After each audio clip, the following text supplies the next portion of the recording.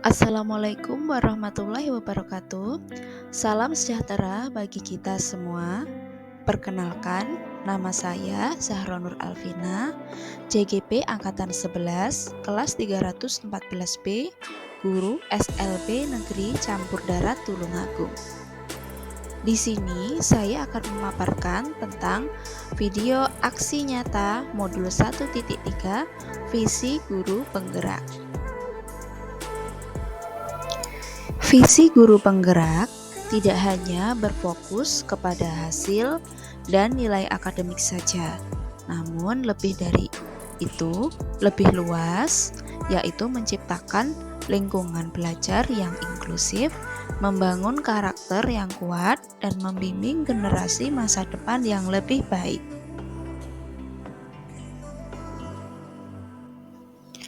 Visi saya adalah terwujudnya murid yang berakhlak mulia, mandiri, terampil, komunikatif, dan berkarakter sesuai profil pelajar Pancasila. Untuk memunculkan visi tersebut, prakarsa perubahannya adalah meningkatkan kemandirian peserta didik berkebutuhan khusus melalui pembelajaran tentang program khusus. Untuk dapat merumuskan visi guru penggerak, saya menggunakan pendekatan inquiry apresiatif. Pendekatan inquiry apresiatif adalah mengidentifikasi hal baik yang telah ada di sekolah dan mencari cara bagaimana hal tersebut dapat dipertahankan dan memunculkan strategi untuk mewujudkan perubahan ke arah yang lebih baik.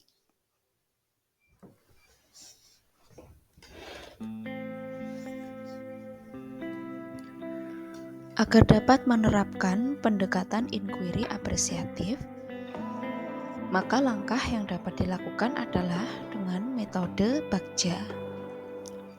Kanvas Bagja terdiri dari B. Buat pertanyaan utama. A. Ambil pelajaran. G. Gali mimpi. C. Jabarkan rencana. A. Atur eksekusi. Pada tahap B, buat pertanyaan utama. Jadi, kita membuat pertanyaan yang bisa menentukan arah penyelidikan kekuatan, aset, potensi, peluang, mendefinisikan tujuan, memprovokasi, atau menginisiasi perubahan, biasanya hanya satu atau dua saja. Secara redaksional menyertakan dengan prakarsa perubahan yang telah ditulis. Kemudian, tindakan yang diharapkan pada tahap ini dapat dilakukan untuk membangun tim perubahan, mendapatkan dukungan serta konfirmasi tingkat prioritas dari prakarsa perubahan yang dibuat. Untuk pertanyaannya, yaitu 1. Bagaimana cara meningkatkan kemandirian murid berkebutuhan khusus melalui program khusus? Yang kedua, apa yang harus dilakukan untuk meningkatkan kemandirian murid berkebutuhan khusus? Kemudian dari pertanyaan tersebut, muncullah tindakan atau penyelidikan yang perlu dilakukan untuk menjawab pertanyaan-pertanyaan tadi.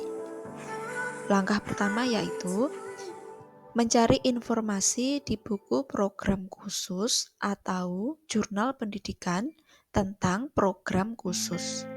Yang kedua, melakukan diskusi dengan rekan sejawat, jadi guru yang sama-sama mengajar di pendidikan khusus. Yang ketiga, melakukan asesmen kepada murid, yaitu menggali apa potensi yang sudah dimiliki oleh murid serta kelemahan apa yang dia miliki, sehingga kita tahu bagaimana gaya belajar murid menyesuaikan dengan bakat minat murid. Pada tahap ambil pelajaran, Di sini, pertanyaan-pertanyaan lanjutan untuk mengenali kekuatan, aset, potensi, peluang lewat kegiatan penyelidikan. Mengidentifikasi atau mengapresiasi yang terbaik dari apa yang telah ada. Menemukan inti positif. Tiap pertanyaan dibuat dengan hati-hati dan bernada positif. Tindakan yang diharapkan pada tahap ini adalah apa saja yang dapat dilakukan untuk menggali fakta, memperoleh data, apakah lewat diskusi kelompok kecil atau besar, survei atau kuesioner, bagaimana melibatkan beragam dan berbagai pihak atau multi unsur. Pertanyaan yang muncul pada tahap ini adalah yang pertama, siapa orang yang dapat melakukan program khusus di sekolah? Yang kedua, bagaimana cara meningkatkan kemandirian murid berkebutuhan khusus? Yang ketiga, apa keterampilan yang dapat meningkatkan kemandirian murid berkebutuhan khusus? Dari pertanyaan-pertanyaan tersebut, kita melakukan tindakan atau penyelidikan untuk menjawab pertanyaan-pertanyaan tadi. Langkah pertama yaitu mencari referensi guru yang sudah berhasil dalam meningkatkan kemandirian murid berkebutuhan khusus melalui suatu program khusus. Yang kedua, mencari tahu dan mencatat apa yang akan dilakukan guna meningkatkan kemandirian murid berkebutuhan khusus tadi.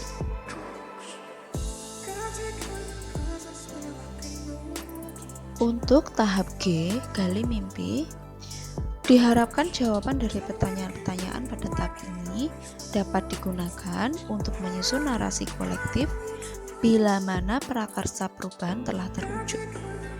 Membuat bayangan dan gambaran masa depan yang membumi karena digali dari masa lalu yang positif. Tindakan dalam tahap ini dilakukan untuk membuka lebih banyak kesempatan menjawab pertanyaan yang telah dibuat dan berproses untuk memaknai hasil temuan, menggali mimpi bersama-sama, kapan, di mana, dan dengan siapa saja. Untuk pertanyaannya yaitu, nomor 1, apa yang saya bayangkan ketika murid berkebutuhan khusus berhasil mencapai kemandiriannya? Yang kedua, bagaimana perasaan saya ketika berhasil meningkatkan kemandirian murid tersebut? Yang ketiga, apa hal-hal yang saya bayangkan dapat mempertahankan kemandirian murid berkebutuhan khusus tersebut? Untuk tindakannya yaitu membuat gambaran rencana kemandirian murid berkebutuhan khusus. Yang kedua, mempelajari metode atau cara-cara peningkatan kemandirian murid berkebutuhan khusus. Untuk tahap C, jabarkan rencana. Pertanyaan pada tahap ini diharapkan dapat membantu mengidentifikasi tindakan konkret atau menjabarkan langkah-langkah yang diperlukan. Baik langkah kecil sederhana yang dapat dilakukan sesegera mungkin, atau langkah berani, terobosan yang akan memudahkan keseluruhan proses pencapaian. Tindakan yang diharapkan pada tahap ini dilakukan untuk membantu terciptanya organisasi yang ideal dalam pencapaian mimpi, mempertahankan proses perubahan positif, menetapkan kriteria kesuksesan pencapaian tahap demi tahap. Pertanyaan pada tahap ini yaitu yang pertama, apa langkah-langkah sederhana yang dapat dilakukan? Yang kedua, bagaimana pembelajaran kemandirian yang menarik? Yang ketiga, berapa lama targetnya? Dari pertanyaan-pertanyaan tersebut muncullah tindakan atau penyelidikan. Yang pertama, membuat capaian yang realistis untuk setiap minggunya. Yang kedua, menyusun rencana pembelajaran program khusus yang menyenangkan. Kemudian tahap yang terakhir yaitu A. Atur eksekusi. Pertanyaan pada tahap ini diharapkan dapat menentukan siapa yang akan berperan dalam pengambilan keputusan, memulai budaya belajar yang apresiatif secara berkelanjutan, menyelaraskan interaksi setiap orang atau unsur terlibat, termasuk mengelola konflik, resiko, memonitor, mengambil pembelajaran dari proses yang telah dilakukan. Kemudian, tindakan di tahap ini dilakukan untuk mendesain pola komunikasi dan pengelolaan rutinitas, misalkan protokol atau SOP, budaya belajar, monitoring, evaluasi, dan refleksi. Untuk pertanyaannya yang pertama, siapa saja yang saya libatkan dalam mewujudkan rencana ini? Yang kedua, apa saja peran yang dibutuhkan dan siapa saja yang mengisi peran tersebut? Yang ketiga, kapan kegiatan peningkatan kemandirian dilaksanakan? Untuk tindakan dari pertanyaan tersebut, langkah pertama yaitu menyusun siapa saja yang akan terlibat pada program ini. Yang kedua, menentukan tenggat waktu penyelesaian.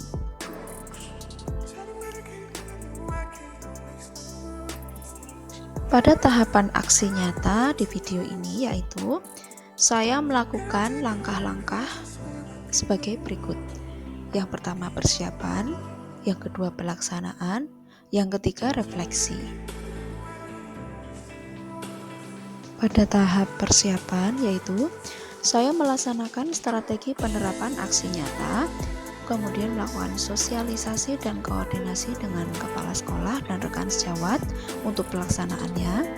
Hal-hal yang saya koordinasikan berkaitan dengan kegiatan pengajaran dan pembiasaan yang dapat meningkatkan kemandirian siswa. Kemudian pada tahap pelaksanaan, saya mengimplementasikan prakarsa perubahan dari yang telah saya rencanakan dengan tahapan Bagja, yaitu kegiatan-kegiatan yang tertuang dalam kegiatan pembelajaran yang dapat meningkatkan kemandirian siswa.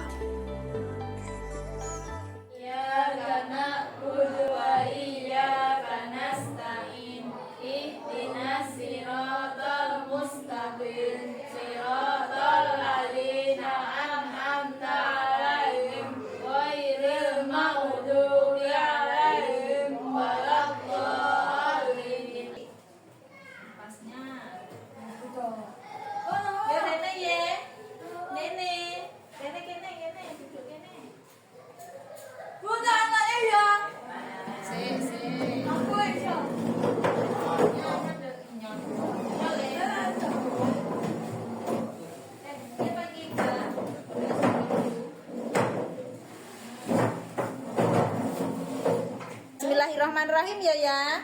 Ayo ya. Bismillahirrahmanirrahim. Alhamdulillahirabbil alamin. Arrahmanirrahim. Maliki yaumiddin.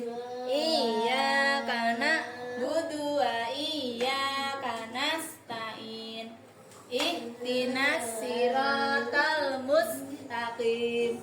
Siratal ladzina an'amta 'alaihim ghairil maghdubi 'alaihim waladdallin. Amin.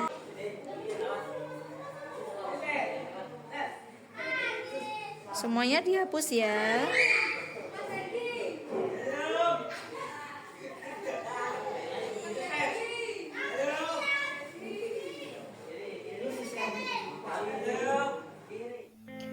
Setelah saya melaksanakan pembelajaran yang di dalamnya memuat tentang makna-makna kemandirian, saya melaksanakan refleksi.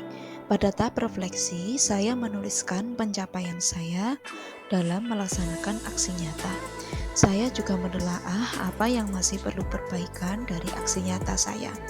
Kritik dan saran dari rekan sejawat maupun dari siswa akan saya tampung demi perbaikan diri saya di masa mendatang.